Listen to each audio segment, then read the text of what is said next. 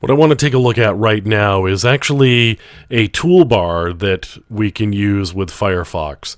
So in order to use this toolbar, I have to go up to View, Toolbars, and then I'm going to select Hakbar. Now, Hakbar isn't something that you're going to use to just hack into pages. What it's going to do is it's going to give you some shortcuts to information. So let me do this. For example, I'm going to just select some data and I'm going to paste it into this box up here.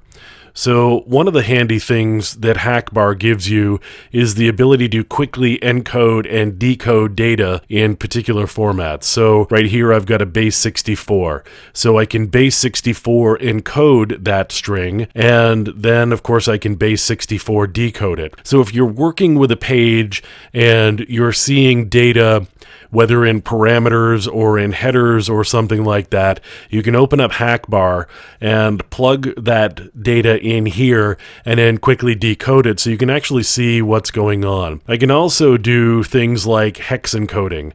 So this is all hex encoded now. That same string, this is now in hexadecimal form.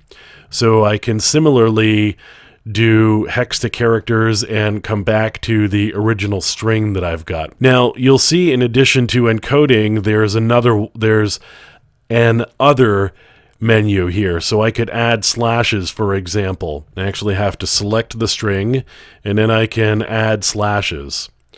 Or I could strip slashes or strip spaces. So if I did that, I could take all of the spaces out. That just helps us with different formatting that is going on. So I've got the ability to do some MD5 hashing. That would give me the MD5 hash of the data. I could do some simple MySQL. So for example, that would be the character for MySQL. It's actually done the conversion there for us. I could do things like a basic info column here, and that's given me some actual SQL statements that I may be able to use. So similarly for MS SQL and Oracle, it's got information that I may be able to use just for shortcuts as I'm going through here. So cross-site scripting, I could do string from character code.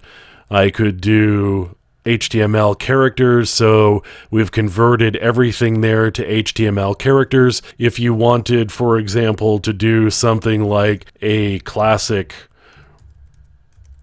trying to do a cross-site scripting thing here, where we just did an alert box.